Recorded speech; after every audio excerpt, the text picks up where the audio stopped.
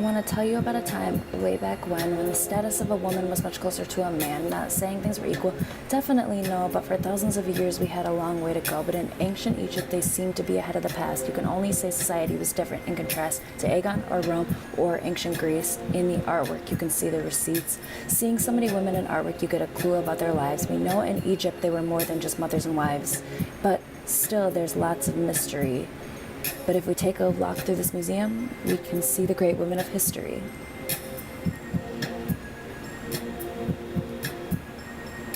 All throughout Egyptian art, we see figures with female form participating in activities. Even as Egyptian artwork completely transformed, they could hold positions of power like a scribe or a priest called God's wife, maintaining temples and sculptures and dreaming of the afterlife. Here's art from the tomb of Niblaman, which has lots of frescoes that have been well preserved. This one shows four noble women in scenes at a banquet for us to observe. They seem to watch and later get involved, watching as a pair of girls dances on. It's interesting to see how the artist tried to draw side views as well as views straight on. This piece shows Nebamun himself standing so bold and so big up front. Smaller, you can see his wife and daughter joining him in the fowl hunt. Women can be seen in lots of daily life, especially when it came to worship. Many gods were actually known to be women, females who had followers and cults and churches. Tenenet was the god of beer, and Renpet was responsible for the passage of time. The goddess Bastet protected women and the home, and even the average woman was said to have dreams so divine. The Egyptian word for earth is masculine, but the feminine in the word is sky.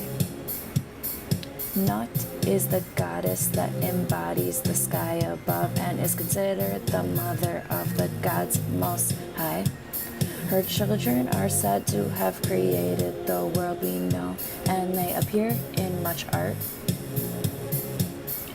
And a huge part of Egyptian society is honoring all the gods. Just sit back and watch this part.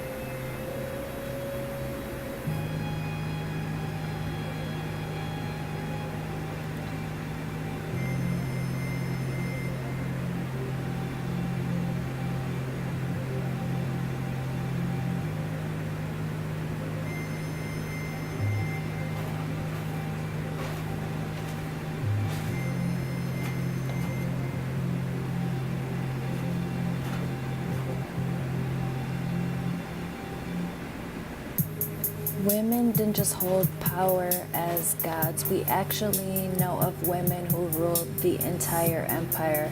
And the fact that we know their name means they must have been liked by their peers. And Hatshepsut was the first woman we know who reigned, but maybe she was disliked because after her death her portraits were destroyed, except for those where she looked like a boy. It's quite different from how they later depicted Queen Nefertiti, elegant, slender, very idolized, pictured with her husband more often than not, who was not really attractively stylized. This off-looking man is Akhenaten, who is portrayed often like this. His mother is also shown in a lot of art, which makes us wonder if his rule was amiss.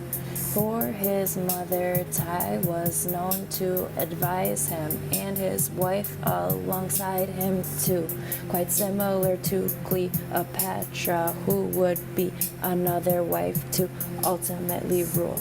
She was also depicted in power by herself or looking like an equal to man. Holding symbols representing her role as pharaoh, you can see how tall she really stands.